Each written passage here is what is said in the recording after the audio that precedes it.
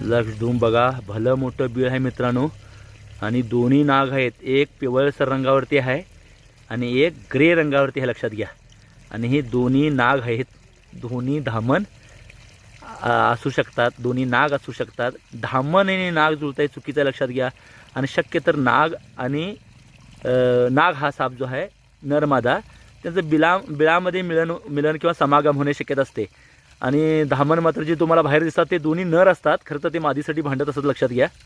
आणि याच दिवसात दोन्ही सापांचा जुळायचा वेळ असल्यामुळे त्यामुळे गैरसमज तयार होतात.